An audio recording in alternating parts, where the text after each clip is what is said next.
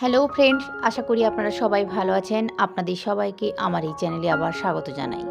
আর আপনারা যদি কেউ নতুন হয়ে থাকেন আমার এই চ্যানেলে, তাহলে এই চ্যানেলটিকে সাবস্ক্রাইব করুন আরও নতুন কিছু ভিডিও পাওয়ার জন্য। ফ্রেন্ডস, আজ আমি যে টপিকটা নিয়ে আলোচনা করব, অফুরন্ত প্রোটিন আপনি কোন ধরনের খাবার থেকে পেতে পারেন, চলুন দেখে নেওয়া যাক।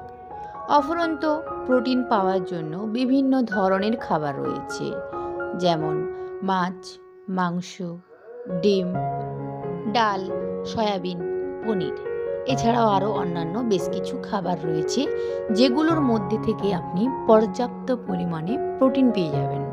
আমি এখানে ফার্স্ট ক্লাস প্রোটিন পাওয়ার জন্য কিছুটা পরিমাণ ডিম নিয়েছি। আমি এখানে ডিমটাকে একটু অন্যরকমভাবে বানিয়েছি।